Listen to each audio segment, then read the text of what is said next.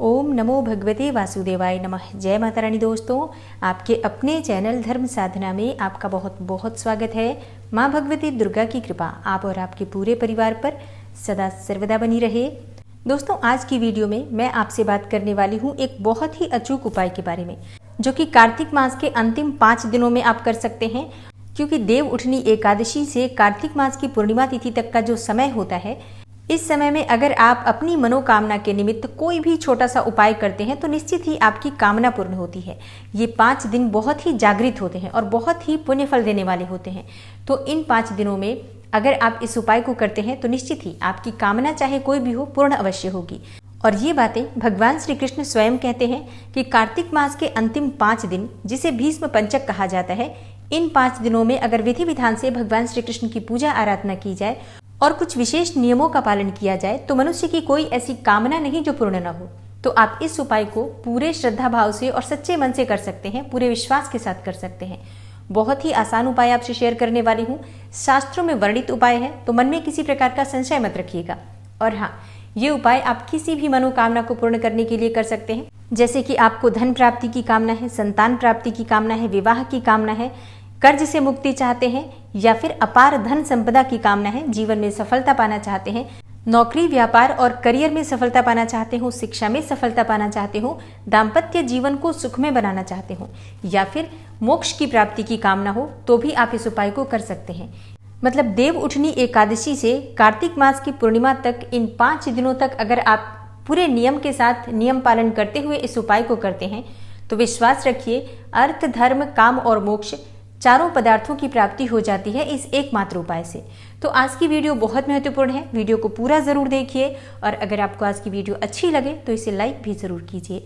दोस्तों, आपके लाइक्स, आपके कमेंट्स मेरे लिए बहुत महत्वपूर्ण है, क्योंकि ये एकमात्र जरिया है जिनसे मुझे पता चलता है कि आपको ये वीडियो अच्छी लगती है और आपके लिए ये वीडियो उपयोगी है। तो अगर वीडियो अच्छी लगती है तो लाइक तो जरूर ही किया करें। इसके साथ ही कमेंट बॉक्स में माता रानी के नाम का जयकारा भी जरूर लगाएं। इससे आपको सकारात्मक ऊर्जा की प्राप्ति होती है। और अगर आपका कोई भी सुझाव हो, कोई भी प्रश्न हो या कोई विशेष वीडियो देखना चाहते हो तो उसके लिए भी आप कमेंट बॉक्स में जरूर लिखिए। और चैनल पर पहली बार आए हैं, अभी तक आपने चैनल को सब्सक्राइब नहीं किया है, तो आज की वीडियो अगर आपको अच्छी लगे तो चैनल को सब्सक्राइब जरूर कर लीजिए और बेल बटन को भी प्रेस कर लीजिए। तो इससे ये होगा कि इस चैनल पर जो नई वीडियो अपलोड होंगी उनकी नोटिफिकेशन आपको सही समय पर प्राप्त होगी। तो बात करते हैं उपाय के बारे में। तो देखिए, 4 नवंबर को शुक्रवार के दिन देव उठनी एकादशी है और पूर्णिमा तिथि है 8 नवंबर को। तो इस उपाय के लिए आपको कुछ विशेष बातों का ध्यान रखना है। जैसे कि कार्तिक मास में लगभग सभी लोग लहसुन प्याज का त्याग करते हैं, लेकिन अगर आपने अभी तक लहसुन प्याज का त्याग नहीं किया है तो कार्तिक मास में देव उठनी एकादशी से और पूर्णिमा तिथि तक जो ये 5 दिन है, इस बीच में आप लहसुन प्याज का सेवन नहीं करेंगे, किसी भी प्रकार से तामसिक चीजों का सेवन नहीं करेंगे और ब्रह्मचर्य का पूर्ण रूप से पालन करेंगे। भगवान श्री हरि विष्णु की विधि विधान से सुबह और शाम दोनों समय पूजा करेंगे, तुलसी में दीप दान करेंगे, घर के आसपास कोई देव वृक्ष हो और अगर आपका जाना संभव हो तो वहां जाकर आप दीपदान भी करेंगे। और अगर कोई मंदिर भी घर के आसपास है तो वहां पर भी आप अगर जा सकते हैं तो जरूर जाकर दीपदान करेंगे। और कार्तिक मास के इन 5 दिनों में सुबह जितनी जल्दी हो सके उठकर स्नान जरूर कर लीजिए। देखिए, जरूरी नहीं है कि आप ब्रह्म मुहूर्त में स्नान करें, लेकिन सूर्योदय से पहले तो जरूर ही स्नान कर लीजिए। उसके बाद प्रतिदिन भगवान सूर्यदेव को आप जल अर्पित करेंगे और भगवान सूर्यदेव को जल अर्पित करते समय उस जल में थोड़ी सी हल्दी, थोड़ा सा रोली और चाहे तो थोड़े से अक्षत मिलाकर भी जल अर्पित कर सकते हैं। तो उगते हुए सूर्य को देखकर आपको प्रतिदिन जल अर्पित करना है। अपनी इच्छा के अनुसार कोई न कोई वस्तु प्रतिदिन आपको सूर्यदेव के जल में जरूर डालनी है। चाहे तो आप लाल रंग के पुष्प अगर आपके पास उपलब्ध हो तो प्रतिदिन लाल पुष्प डालकर भगवान सूर्यदेव को जल अर्पित करना चाहिए। और तांबे के पात्र में भगवान सूर्यदेव को जल अर्पित किया जाता है। तांबे का पात्र न हो तो आप ऐसे में पीतल का पात्र भी ले सकते हैं। देव उठनी एकादशी से देव दीपावली तक, मतलब पूर्णिमा तक, आपको इन सभी नियमों का पालन करना है। अब आपका प्रश्न हो सकता है कि क्या ये सभी नियम उस उपाय के लिए बहुत आवश्यक है? जी हाँ, देखिए, शास्त्रों के अनुसार कार्तिक मास के 5 दिन, अंतिम 5 दिन किसी भी प्रकार की कामना को पूर्ण करने में सक्षम है। चातुर्मास का पूरा 4 महीना अगर आपने कोई व्रत, कोई अनुष्ठान नहीं किया है, मात्र इन 5 दिनों में अगर आप भगवान कृष्ण की पूजा आराधना करते हैं, उनकी सेवा करते हैं और कुछ विशेष नियमों का पालन कर लेते हैं तो पूरे चातुर्मास का फल आपको प्राप्त हो जाता है। और पूरे कार्तिक मास में भी अगर आपने कार्तिक मास का स्नान दान दीपदान नहीं किया है, सिर्फ इन 5 दिनों में अगर आप कुछ विशेष नियमों का पालन करते हैं, भीष्म पंचक व्रत धारण करते हैं, तो पूरे कार्तिक मास का फल प्राप्त हो जाता है। तो आप समझ सकते हैं कि इन 5 दिनों की महिमा कितनी अधिक है। इसलिए इन 5 दिनों में जितना हो सके व्रत करना चाहिए, पूजा करना चाहिए, नाम जप करना चाहिए, दीपदान करना चाहिए और गरीबों की, असहायों की मदद करनी चाहिए, दान या धर्म करना चाहिए। कोई भी वेद पुराण शास्त्र आप पढ़ना चाहते हो, इन 5 दिनों में नियमित तौर पर पढ़ते हैं, उसका फल आपको कोटि गुना होकर प्राप्त होता है। इसलिए ये 5 दिन बहुत महत्वपूर्ण है। तो जितना हो सके धार्मिक कार्य कीजिए और फिर इस उपाय को कीजिए तो निश्चित ही आपकी कामना पूर्ण होगी। उपाय क्या करना है? आपको एक दीप प्रज्वलित करना है। लेकिन किस दिन ये दीप प्रज्वलित करना है, किस विधि से प्रज्वलित करना है और किस प्रकार से करना है जिससे कि आपकी कामना पूर्ण हो, इस बारे में बात करते हैं।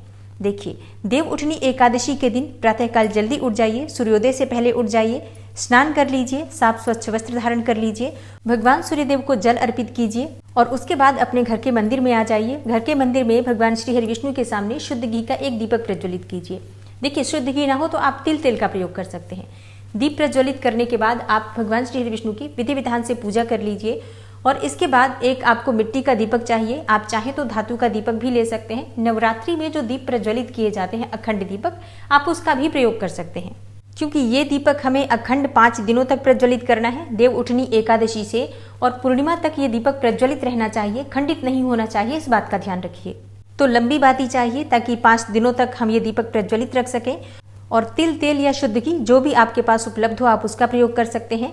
और इसके साथ ही आपको एक पीले रंग का कागज चाहिए। आपके पास पीले रंग का कागज ना हो तो आप सफेद कागज भी ले सकते हैं।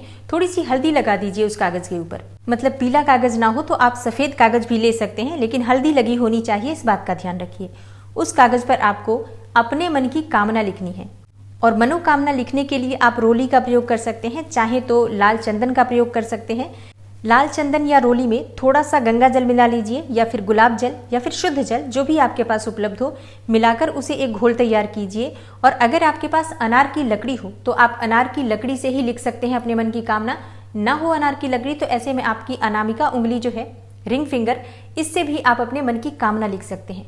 आपकी जो भी मनोकामना हो, कोई भी एक मनोकामना जो बहुत समय से प्रयास करने के बाद भी पूर्ण नहीं हो रही हो और आप चाहते हैं कि बहुत शीघ्र पूर्ण हो जाए, उस मनोकामना को आप इस कागज पर लिख दीजिए। एक बार में हमें एक ही मनोकामना लिखनी चाहिए, इस बात का ध्यान रखिए। बहुत से लोगों को लगता है कि एक ही बार में कई सारी चीजें हम लिख दें। नहीं, देखिए, पहले विचार कीजिए कौन सी चीज आपके लिए ज्यादा आवश्यक है।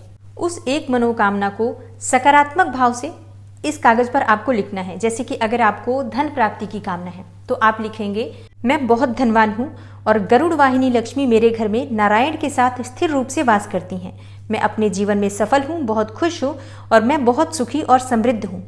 इस प्रकार से बिल्कुल सकारात्मक भाव से आपको अपनी मनोकामना लिखनी है। और ऐसे ही अगर आपको दूसरी भी कोई मनोकामना है, जैसे कि संतान प्राप्ति की मनोकामना है, तो वो भी आप बिल्कुल सकारात्मक भाव से लिखेंगे कि श्री लक्ष्मी नारायण की कृपा से मुझे उत्तम, योग्य और दीर्घायु स्वस्थ संतान की प्राप्ति हुई है। मैं अपने जीवन में अपने परिवार के साथ बहुत खुश हूँ।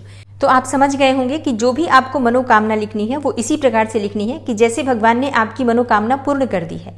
तो इसी प्रकार से आप अपनी कोई भी मनोकामना लिख सकते हैं और इसके बाद भगवान श्री हरि विष्णु से प्रार्थना करते हुए, अपने मन की कामना करते हुए अखंड दीप प्रज्वलित कर दीजिए और भगवान श्री हरि विष्णु से प्रार्थना कीजिए कि वो आपकी मनोकामना को शीघ्र ही पूर्ण करें।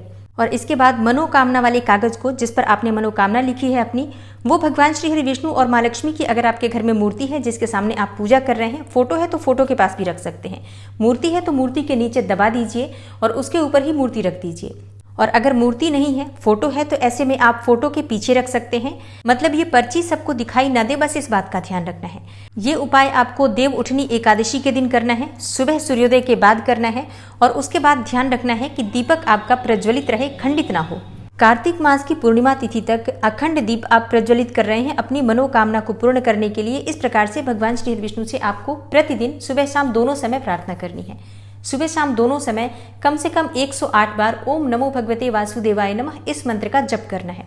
आप और भी मंत्र स्तोत्र पढ़ सकते हैं, लेकिन कम से कम 108 बार आपको इस मंत्र का जप जरूर करना है। और 8 नवंबर को पूर्णिमा है, तो 8 नवंबर तक आपका ये दीप प्रज्वलित रहना चाहिए। 8 नवंबर को सूतक भी लग रहा है, चंद्र ग्रहण भी लग रहा है, तो आपको ध्यान रखना है कि सूतक से पहले आप दीप में अच्छे से तेल या घी जो भी आप डाल रहे हैं डाल दीजिए, ताकि सूतक के समय में घर के मंदिर में भी आप प्रवेश नहीं कर सकते हैं तो दीपक का ध्यान नहीं रख पाएंगे। इसलिए पहले ही आप उसमें अच्छे से तेल या घी भरकर रख दीजिए। और 8 तारीख की शाम को जब सूतक समाप्त हो जाएगा, आप स्नान करके फिर से आप दीप में घी या तेल डाल सकते हैं और भगवान श्री हरि विष्णु की और माँ लक्ष्मी की विधि विधान से पूजा करके उनसे प्रार्थना कीजिए कि आपने कार्तिक मास की देव उठनी एकादशी से और पूर्णिमा तिथि तक अखंड दीप प्रज्वलित करने का संकल्प लिया था।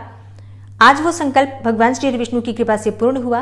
तो भगवान श्री हरि विष्णु आपकी पूजा, आपकी प्रार्थना स्वीकार करें और आपकी जो मनोकामना है उसे पूर्ण करें। और जाने अनजाने किसी भी प्रकार की भूल चूक हुई हो तो इसके लिए भगवान श्री हरि विष्णु से क्षमा प्रार्थना कर लीजिए।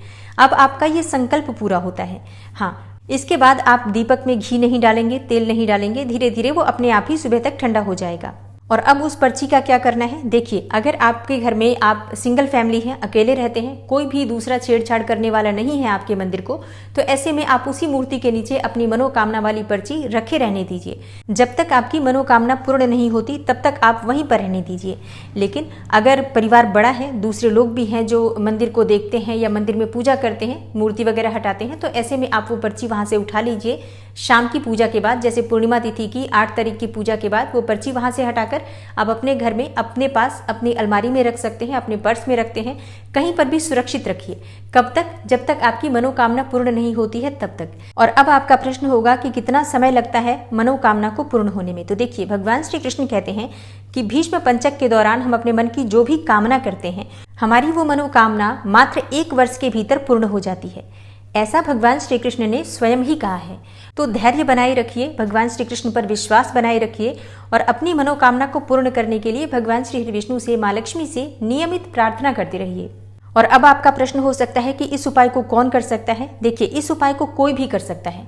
बच्चे भी कर सकते हैं अपने जीवन में सफलता पाने के लिए, स्त्रियां भी कर सकती हैं अपने परिवार को सुखमय बनाने के लिए, या कोई भी और मनोकामना हो, पुरुष भी कर सकते हैं, लड़के या लड़कियां, कोई भी इस उपाय को कर सकता है। किसी भी मनोकामना से आप इस उपाय को कर सकते हैं, लेकिन आपके भाव शुद्ध होने चाहिए। जो भी आप अपनी मनोकामना रखते हैं उसमें आपका भला हो, बहुत अच्छी बात है, लेकिन किसी का नुकसान नहीं होना चाहिए, ये भी आपको ध्यान रखना है। मतलब आप अपने कर्म शुद्ध रखें, भाव शुद्ध रखें, सकारात्मक सोच के साथ रहें। निश्चित ही भगवान श्री कृष्ण की कृपा होगी, राधा रानी की कृपा होगी और आपकी कामना निश्चित ही पूर्ण होगी। तो आशा करती हूँ आज के इस उपाय से आपको लाभ अवश्य होगा। देव उठनी एकादशी पर इस उपाय को जरूर कर लीजिए। कोई भी ऐसी मनोकामना जो बहुत समय से प्रयास करने के बाद भी पूरी नहीं हो रही है, उसके लिए आप इस उपाय को करके जरूर देख लीजिए। और अगर आप भीष्म पंचक व्रत के बारे में जानना चाहते हैं, व्रत के नियम, पूजा विधि और व्रत में किन चीज़ों का दान करना चाहिए, किस प्रकार के नियम का पालन करना चाहिए, तो आने वाली वीडियो को ज़रूर देखिएगा। मिलती हूँ मैं आपसे अगली वीडियो में। तब तक के लिए नमस्कार।